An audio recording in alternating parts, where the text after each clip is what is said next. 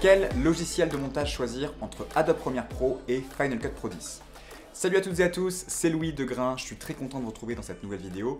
Pour rappel, notre mission chez Grain, c'est de vous aider à créer des vidéos de qualité professionnelle, même si vous partez de zéro, et pour ceux qui le souhaitent, à faire de la vidéo leur métier.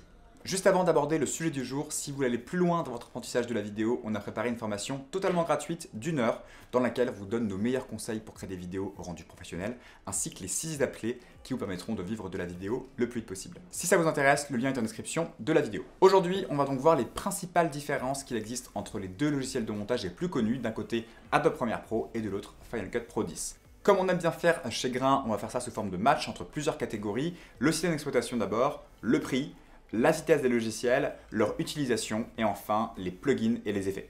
C'est parti, on commence avec la première catégorie, le système d'exploitation. Il faut savoir que Final Cut Pro 10 est disponible uniquement dans l'environnement Mac, alors que Premiere Pro est disponible sur PC et sur Mac. Donc si vous avez un PC, vous ne pourrez pas utiliser Final Cut Pro 10, ce qui donne un point d'office pour le logiciel Adobe Premiere Pro. Deuxième catégorie, le prix. On trouve le logiciel Final Cut Pro 10 à 300 € sur l'App Store, alors que Premiere Pro se vend sous forme d'abonnement à 24 € par mois si vous prenez Adobe Premiere Pro seul. Mais si vous prenez la suite Creative Cloud complète avec Photoshop, InDesign, Illustrator, Premiere Pro et d'autres logiciels, ça vous coûtera 60 € par mois. Donc si on reporte ça sur plusieurs années, Final Cut Pro vous coûtera 300 € sur 3 ans, alors que Premiere Pro seul vous coûtera plus de 800 €. Et sur 10 ans, Final Cut vous coûtera toujours 300 €, alors que Premiere Pro vous coûtera presque 2500 €. Donc ça fait vraiment une grosse différence au niveau du prix, ce qui fait que Final Cut l'emporte sur cette catégorie-là. Petite parenthèse, au sujet du prix, on a réussi à négocier un deal avec Adobe dans l'école Grain qui permet de bénéficier de plus de 65% sur l'ensemble de la suite Adobe Creative Cloud, ce qui représente plus de 500 € économisés par an.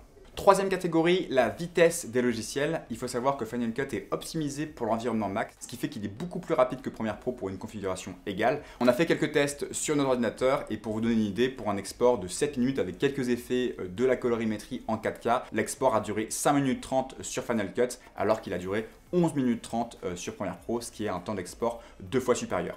Sur Final Cut, vous avez aussi les rendus qui se font en temps réel. Qu'est-ce que c'est qu'un rendu? C'est quand vous avez un petit fichier vidéo avec beaucoup d'effets dessus. Souvent, si vous lisez le rush, il va ramer et il va falloir faire ce qu'on appelle un rendu dans Premiere Pro. Donc, vous allez appuyer sur une combinaison de touches et le logiciel va calculer tous les effets pour pouvoir le lire de façon fluide.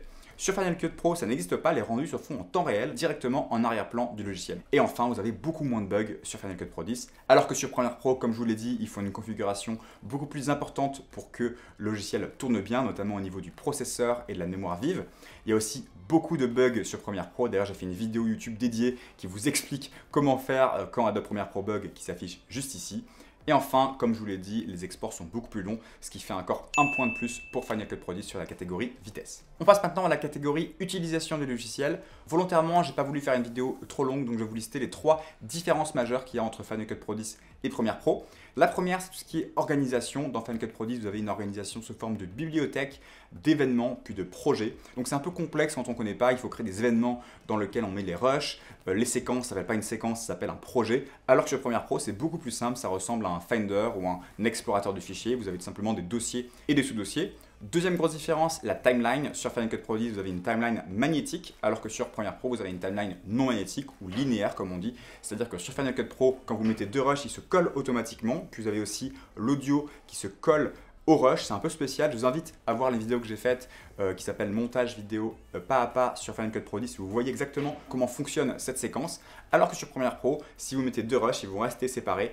Donc c'est vraiment 2 manières différentes de faire. Moi personnellement, je préfère la séquence non magnétique de Premiere parce que je suis habitué. Mais quand j'avais fait ma vidéo sur Final Cut, je m'étais très vite habitué aussi à la séquence magnétique. Donc pour moi, c'est juste une question d'habitude. Et enfin, je trouve qu'il y a quand même beaucoup moins de flexibilité sur Final Cut Pro 10 de manière générale que sur Premiere Pro, au niveau des effets notamment. Vous pouvez aller beaucoup plus loin dans le détail sur Premiere Pro. Si on prend par exemple le remappage temporel, vous savez, c'est quand on accélère la vitesse d'un plan et qu'on la diminue. Sur Final Cut, vous avez des séparations et vous pouvez faire varier la vitesse sous forme de pourcentage, mais c'est pas très précis. Alors que sur Premiere Pro, vous pouvez créer des courbes de Bézier beaucoup plus précises qui définissent vraiment l'accélération de la courbe. Donc c'est un exemple parmi tant d'autres, mais je trouve que dans Premiere Pro, on a plus de flexibilité de manière générale que dans Final Cut Pro 10. Donc pour cette catégorie utilisation, pour l'organisation des fichiers, pour la séquence non magnétique que je préfère et enfin pour la flexibilité, ça fait plus 1 point pour Premiere Pro. Et enfin, 5e et dernière catégorie, les plugins et les effets. Si vous voulez booster vos logiciels de montage, vous avez des sites qui existent, vous allez pouvoir télécharger des plugins et des effets par exemple le site Video Hive qu'on aime beaucoup. Il y a encore un an, je vous aurais dit que Premiere Pro était loin devant puisqu'il y a beaucoup de plugins qui existent sur Premiere Pro, sur Video Hive et beaucoup moins sur Final Cut Pro 10. C'est de moins en moins vrai ces dernières années, même si Premiere Pro reste encore la référence selon moi sur ces sites. Il y a de plus en plus de plugins qui arrivent pour Final Cut Pro 10 et notamment au niveau du motion blur, il existe très peu de plugins très efficaces sur Premiere Pro pour ajouter du motion blur dans vos vidéos, notamment sur les accélérations. C'est joli d'avoir un peu de flou de mouvement, alors que sur Final Cut Pro 10, c'est très simple de le faire. Donc aujourd'hui, je mettrai encore plus un point pour Premiere Pro dans cette catégorie, mais ça risque de ne plus être le cas dans quelques mois. Voilà pour ce petit match, ça fait donc 3-2 pour Premiere Pro. Comme vous voyez, il n'y a aucun logiciel qui l'emporte à plat de couture contre un autre. Nous, ça fait depuis 4 ans maintenant qu'on est sur Premiere Pro, on a créé tous nos automatismes dessus, fait nos charts graphiques dessus, on a tous nos raccourcis clavier sur Premiere Pro, donc on préfère Premiere Pro. Mais franchement, si vous partez de zéro et que vous êtes sur Mac notamment, ça peut être une très bonne opportunité d'aller sur Final Cut Pro 10. En fait, on s'en fiche un petit peu du logiciel, du moment que vous êtes à l'aise dessus, vous arrivez à être très efficace avec. Que ce soit Premiere Pro ou Final Cut Pro 10, les deux feront largement l'affaire. J'espère que cette vidéo vous a plu. Si vous êtes sur Final Cut Pro 10 et que vous voulez apprendre le montage sur Final Cut Pro 10, on sort dans quelques mois une formation spéciale montage de A à Z dans Final Cut Pro 10. Si cette formation vous intéresse, je vous invite à laisser votre mail sur la page en description juste en dessous. Sur ce, je vous dis à très vite pour une prochaine vidéo.